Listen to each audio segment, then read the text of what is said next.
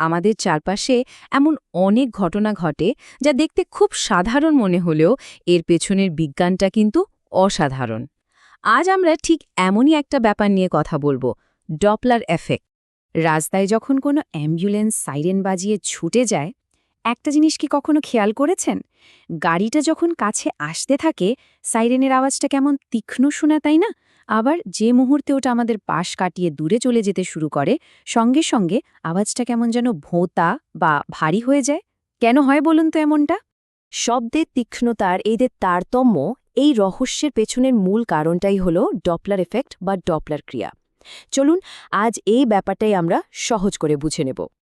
তো কোনো কঠিন সমীকরণ বা ফর্মুলায় যাওয়ার আগে আসুন আমরা আগে মন দিয়ে ঘটনাটা বোঝার চেষ্টা করি।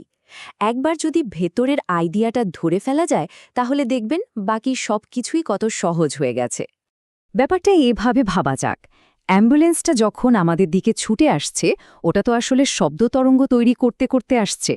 তো গাড়িটা এগোনোর ফলে ওর সামনে যে শব্দ তরঙ্গগুলো আছে সেগুলোকে ও যেন একরকম ধাক্কা দিয়ে আরও কাছাকাছি নিয়ে আসে। মানে তরঙ্গগুলো সব চেপে যায় বা সংকুচিত হয়ে যায়। এই ঘন চেপে যাওয়া তরঙ্গগুলো যখন আমাদের কানে এসে পৌঁছায়, তখন আমাদের মস্তিষ্ক এটাকে একটা হাই পিচ বা তীক্ষ্ণ শব্দ হিসেবে শোনে। আর উল্টোটা হয় যখন গাড়িটা দূরে চলে যায়, তখন তরঙ্গগুলো যেন ছড়িয়ে পড়ার সুযোগ পায়, লম্বা হয়ে যায়। আর এই লম্বা ছড়ানো ছিটানো তরঙ্গগুলো কানে এসে পৌঁছালে আওয়াজটা মোটা বা গম্ভীর শোনায়। তাহলে পুরো ব্যাপারটার আসল চাবিকাঠি কিন্তু একটাই। এই লাইনটা মাথায় গেঁথে নিন। তরঙ্গ যখনই চেপে যাবে বা সংকুচিত হবে, তখনই ফ্রিকোয়েন্সি বেড়ে যাবে। আর ফ্রিকোয়েন্সি বাড়া মানেই হলো তীক্ষ্ণ শব্দ। সিম্পল। আচ্ছা, এবার তাহলে এর একটা সুন্দর সংজ্ঞা দেওয়া যাক। ডপলার এফেক্ট কি?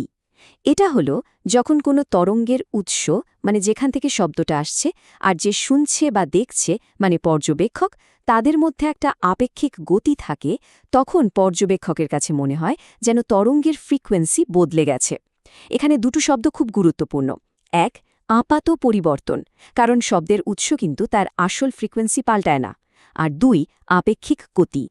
এই যে আমরা এতক্ষণ ছবি এঁকে ব্যাপারটা বুঝলাম, ফিজিক্স ঠিক এই জিনিসটাকেই একটা সূত্রের মাধ্যমে প্রকাশ করে। ভয় পাওয়ার কিছু নেই, সূত্রটা আসলে এই পুরো ছবিটারই একটা গাণিতিক রূপ। এই হলো ডপলার এফেক্টের সেই বিখ্যাত সাধারণ সূত্র। এখানে এফ প্রাইম এফ ড্যাশ হল সেই নতুন ফ্রিকোয়েন্সিটা যেটা আমরা শুনছি।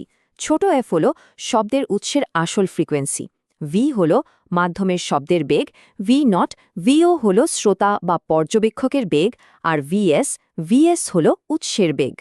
এই সূত্রের আসল চ্যালেঞ্জটা হলো প্লাস মাইনাস চিহ্ন নিয়ে, কখন কোনটা বসবে।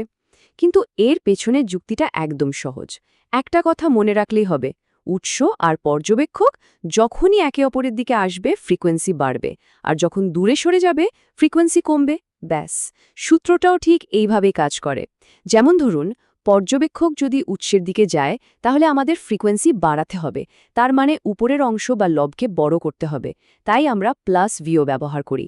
আবার যদি উৎস পর্যবেক্ষকের দিকে আসে, তখনও তো ফ্রিকোয়েন্সি বাড়াতে হবে।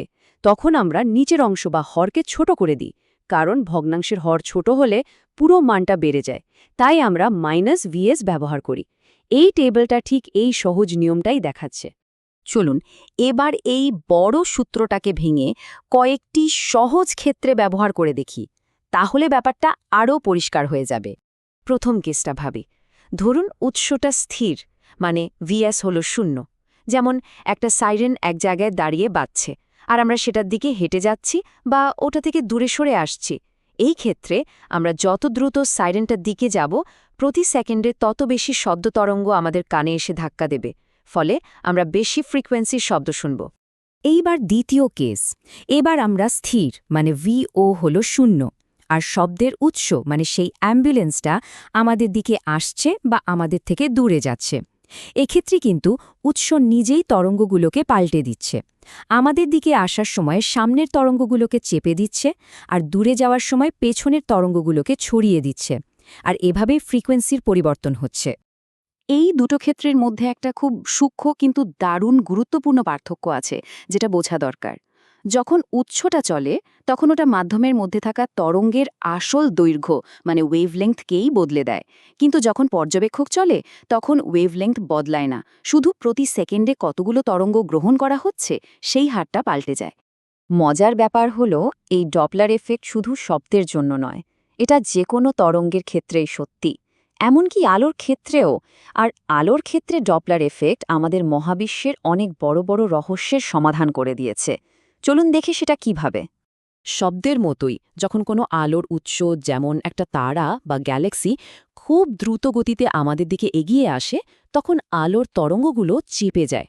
এতে আলোর ফ্রিকোয়েন্সি বেড়ে যায়, আর আলোর বর্ণালীতে ফ্রিকোয়েন্সি বাড়া মানে হলো রংটা নীলের দিকে সরে যাওয়া। এজন্য একে বলা হয় ব্লু শিফট। ঠিক এর উল্টোটা হয় যখন কোনো গ্যালাক্সি আমাদের থেকে দূরে সরে যায়, তখন আলোর তরঙ্গগুলো লম্বা হয়ে যায়, ফ্রিকোয়েন্সি কমে যায়, আর রংটা লালের দিকে সরে আসে। আর একে আমরা বলি রেড শিফট। এই রেড শিফটের আইডিয়াটা কিন্তু কোনো ছোটখাটো ব্যাপার না।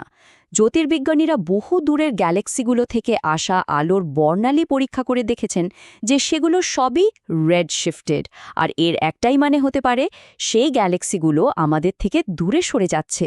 আর এখান থেকেই আমরা জানতে পেরেছি যে আমাদের এই মহাবিশ্ব স্থির নয়, এটা ক্রমাগত বড় হচ্ছে, প্রসারিত হচ্ছে। ভাবা যায় এটা বিংশ শতাব্দীর কত বড় একটা আবিষ্কার। আচ্ছা, এই বিষয়টাতে কয়েকটা সাধারণ ভুল প্রায়ই হয়, সেগুলো একটু পরিষ্কার করে নেওয়া যাক। প্রথমত, মনে রাখতে হবে উৎসের আসল ফ্রিকোয়েন্সির কিন্তু কোনো পরিবর্তন হয় না, যা হয় সেটা আমাদের শোনা বা দেখার একটা আপাত পরিবর্তন। দ্বিতীয়ত, উৎস আর পর্যবেক্ষকের মধ্যে যদি কোনো আপেক্ষিক গতি না থাকে তাহলে কিন্তু কোনো ডপলার এফেক্ট হবে না। আর সবশেষে, শব্দের ডপলার এফেক্টের জন্য একটা মাধ্যম দরকার, কিন্তু আলোর জন্য কোনো মাধ্যম লাগে না। তো আমরা আলোচনার একদম শেষে চলে এসেছি।